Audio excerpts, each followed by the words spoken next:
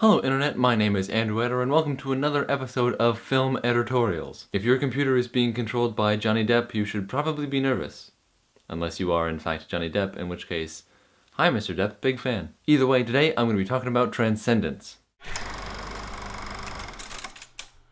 Transcendence is the story of a few scientists working on artificial intelligence, that is, machines that can think for themselves. After one of them, Will Castor, played by Johnny Depp, gets shot, his wife decides that it's a good idea to upload his consciousness into the artificial intelligence they're working on. As you would expect from a movie involving artificial intelligence, this move is a terrible idea and involves a lot of drama, a lot of action, a lot of just generally bad things, and somehow a terrorist organization becomes involved too. I really wanted to like this movie. The director, Wally Pfister, was Christopher Nolan's cinematographer for the Batman movies, and I wanted to support the career of a cinematographer turning into a director because that is a career path that I would totally not be averse to, so I want to support him in his endeavors. Consequently, this movie is technically very sound. The cinematography is actually quite good, and that's probably because the director is also a cinematographer, and you would expect that. This movie is quite personal though, so you don't get a lot of sweeping vistas to enjoy the amazing cinematography, but on a technical level, it is very well shot. Additionally, the movie sounds very nice, and the music is actually quite good too. I thought it was Hans Zimmer, but then it wasn't. And while I really wanted to like this movie, I just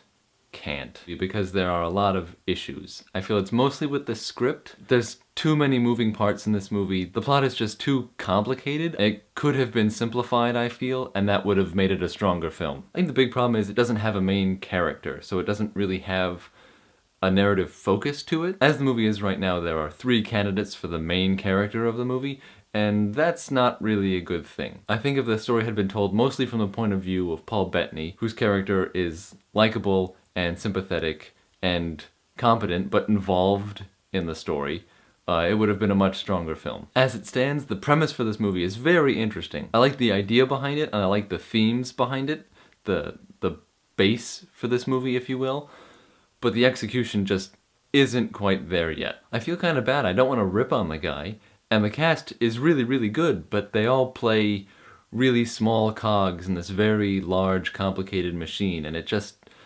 doesn't get there. That's all for today's video. Let me know in the comments down below what movie you want me to do next. I know not a lot of you saw this, so asking you to give me your opinions of this movie probably isn't going to be very effective. So tell me what you want me to do next. That would be interesting. I'll see you guys tomorrow for Veda Day 22, and goodbye. Mr. Pfister, please don't hate me.